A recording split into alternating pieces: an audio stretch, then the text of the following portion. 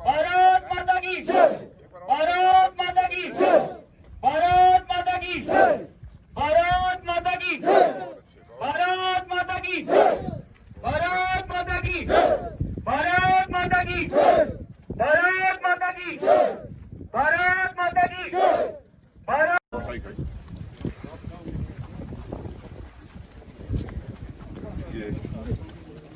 Top! ITBP top! ITBP ये top! साहब तो रह चुका हूँ। ड्यूटी में मैं रुका ड्यूटी में साहब। वहाँ थे जी साहब।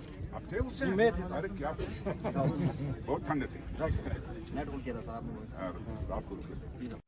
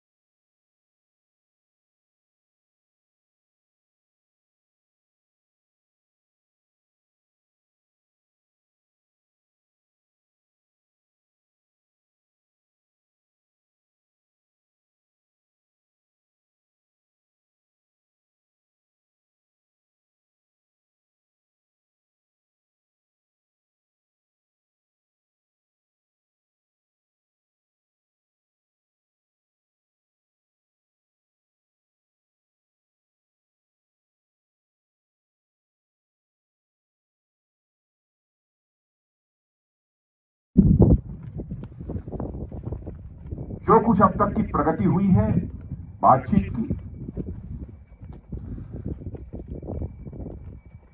मामला हल होना चाहिए।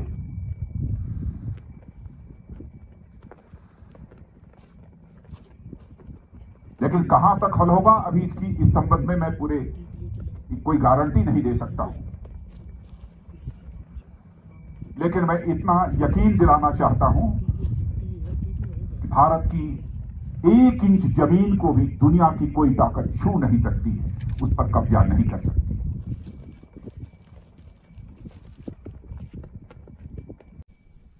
मैं इसे अपना सौभाग्य मानता हूं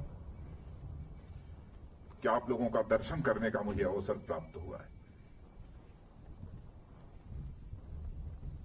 मैं यह मानता हूं अपने सेना के जवानों के संबंध में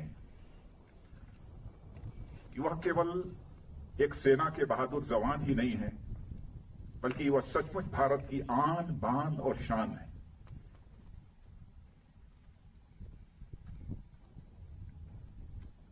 समय समय पर जो भी करिश्माई काम हमारे सेना के जवानों के द्वारा किया गया है, उस पर समस्त देशवासियों को नाज है। आज यदि आपसे मिलकर मुझे बेहद खुशी हो रही है, तो मन में एक पीड़ा भी है, गम भी है। हाल में ही भारत और चीन के जवानों के बीच PP-14 पर जो कुछ भी हुआ,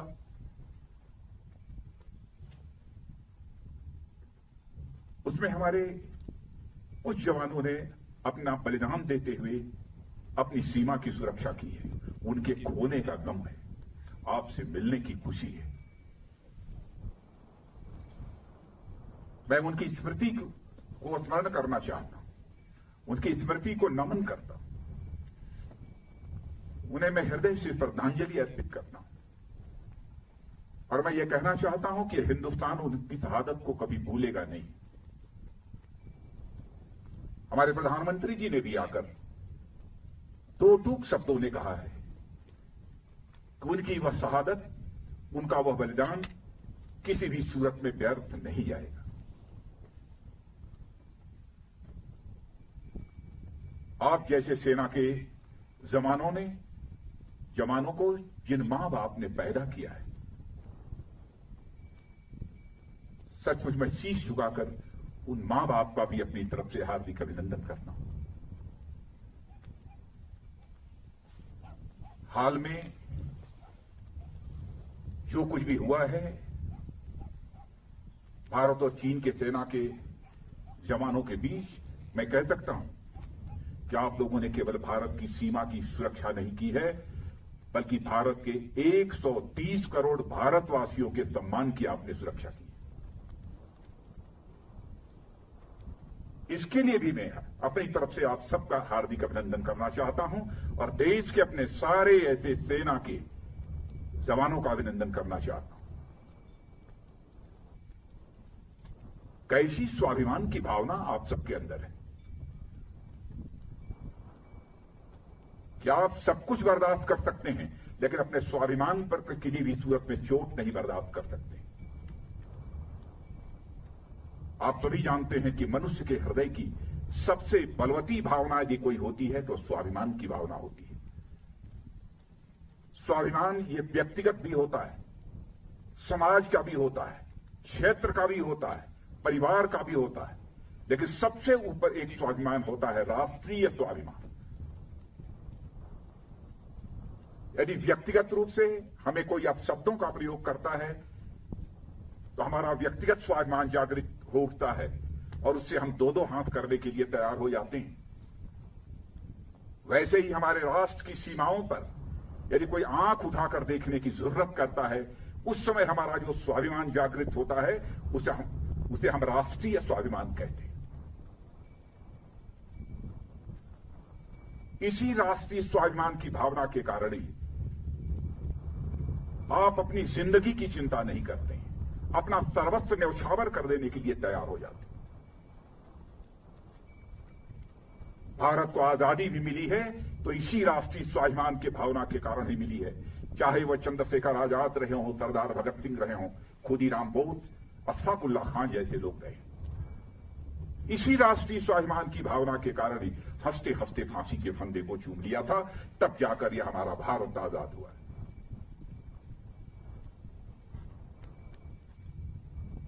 जितना भी आपके बारे में कहा जाए वह कम है।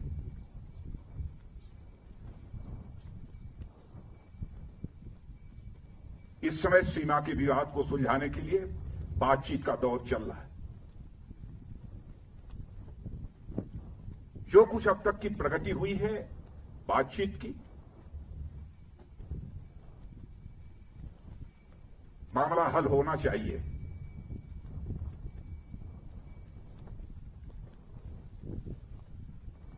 लेकिन कहां तक हल होगा, अभी इस संबंध में मैं कोई गारंटी नहीं दे सकता हूं। लेकिन मैं इतना यकीन दिलाना चाहता हूं कि भारत की 1 इंच जमीन को भी दुनिया की कोई ताकत छू नहीं सकती है, उस पर कब्जा नहीं कर सकती।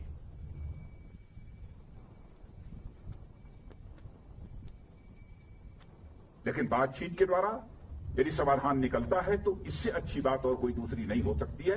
वह सिलसिला चल रहा है, मिलिट्री लेवल पर भी बातचीत चल रही है, डिप्लोमेटिक बातचीत भी चल रही है। भारत का जहां तक सवाल है, भारत दुनिया का इकलौता देश है जिसने सारे विश्व को शांति का संदेश दिया है। भारत दुनिया का इकलौता देश है जिसने कि दुनिया के किसी देश पर न तो कभी आक्रमण किया है और न दुनिया के किसी देश की 1 इंच जमीन पर कभी कब्जा किया है। भारत दुनिया का यह इकलौता देश है जिसने भारत की सीमा में रहने वाले लोगों को ही अपने परिवार का सदस्य नहीं माना है, बल्कि पूरे विश्व की धरा पर रहने वाले लोगों को अपने परिवार का सदस्य मानते हुए वसुधैव कुटुंबकम का संदेश सारे विश्व को किसी एक देश ने दिया है तो हमारे और आपके देश भारत ने दिया है। हम अशांति नहीं चाहते, हम शांति चाहते हैं। हमारा चरित्र रहा है कि हमने दुनिया के किसी भी देश के स्वाभिमान पर चोट पहुंचाने की कभी कोशिश नहीं की।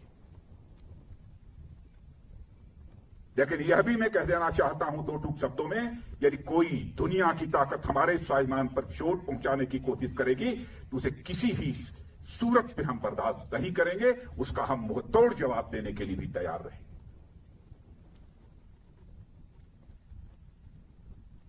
आप सबके ऊपर नाज है और आप सबके बीच आकर सचमुच मैं स्वयं को बहुत ही गौरवान्वित महसूस कर रहा हूं। इसीलिए यह सब सारी बातें मैं बोल रहा हूं। आपके ऊपर भरोसा है।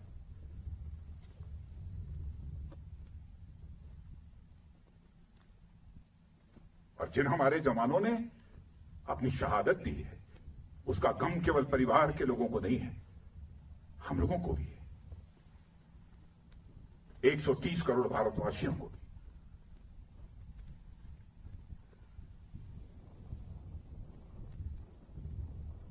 मैं आप सबको, बहुत हमारी इच्छा थी कि आप तभी से हमारी भेंट हो।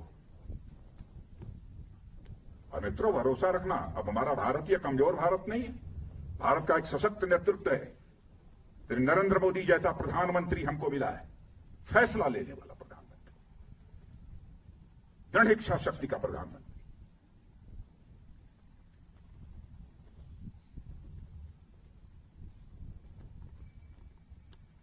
हमारे स्वाभिमान पर कोई चोट नहीं पहुंचा सकता। राष्ट्रीय स्वाभिमान यह हमारी पूंजी है।